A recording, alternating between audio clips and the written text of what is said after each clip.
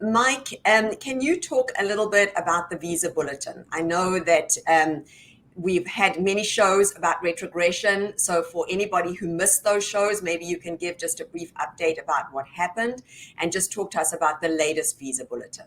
Sure. So the Visa Bulletin is a publication that comes out from the Department of State. It's a monthly publication, so there's one every single month, and it actually comes out a few weeks before the month. So, for example, earlier this week, we got the June Visa Bulletin. So we're able to tell what the June Visa Bulletin is. And there's two charts in the Visa Bulletin, which we'll talk about in a second. But Tanya has put up a slide that kind of gives you the pertinent information. And notice that the Visa Bulletin is broken down into categories, and then they're split by country. So the EB simply stands for employment based, and we've got 1 through 5.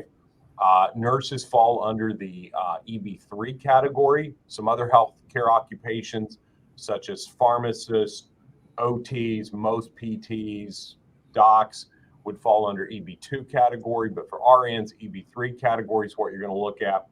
And that bulletin tells you, under the chart that's called the final action date chart, tells you what date you have to be in line for them to actually issue you a green card. So if you're someone who's overseas and you're going through the typical consular process, you need to have a date before the date that's on that visa bulletin in order to immigrate. So as that bulletin showed, the date is for Filipino is a June 1st, 2022 date.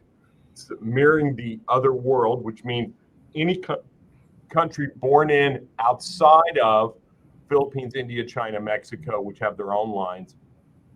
Everybody else falls into the ROW or worldwide category. It's based upon country of birth, not country of citizenship. So if you were born in India, been living in the UK, have UK citizenship or Canadian citizenship, that may give you a TN option if you're Canadian, but it doesn't change the category you're under. It's based on country of birth. There is a concept called cross-chargeability, which means if you were born in, say, India, but you married someone who was from the UK, you can come under whichever category is more favorable, which would obviously be the UK. The date you get, which everybody talks about, priority date, is your spot in the queue, the spot you get in line. And your priority date is established by filing your I-140.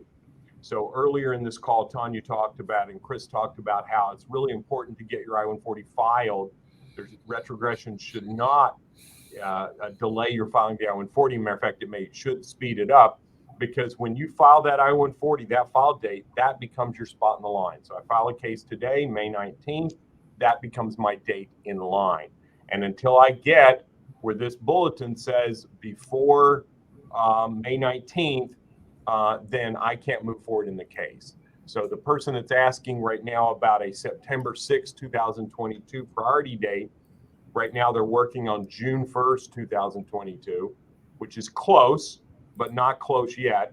The priority dates, again, can move each month, but we work off of what's called a fiscal year, so not a calendar year. The government's fiscal year starts on October 1st and ends on September 30th. And visas are allocated in a lump sum number. And it's a kind of a complicated mess as to how the numbers are done. But the point for the purposes of this question is to talk that once those numbers are used, they don't get replenished during the year. So we get an allotment on October 1st, and then that's it. And then if they don't get used, they get wasted. So it's a use it or lose it system. So it's in all of our best interests as an industry, and for you as a nurse, for, let's pretend there's 100 visas given out per year. We want them to use all 100 up, because then there's none that's wasted. 100 people got to come in, okay? So what usually happens is during the summer, we will often see some retrogression, or we will see no forward movement after a period of time. And it's because they've either already used up their, under my hypo, 100, they've already used up their 100 visas, or they already have enough people in line that they know they're going to finish processing between now and September to use up all the 100. So having the priority dates not move forward in the summer is not necessarily a bad thing. We generally expect that. So the June bulletin that just came out earlier this week looks identical to the May bulletin. No changes. Okay, that's not a bad thing. Don't view that as, oh, it didn't move forward at all. No one's expecting it to move forward until October 1st. When we get the new allotment of visas in on October 1st is when we expect some forward movement. So that's a big picture overview of the visa bulletin. Thank you. Thank you, Mike. That was very comprehensive. And for anybody who doesn't know or understand the visa bulletin, I think you explained that really, really well.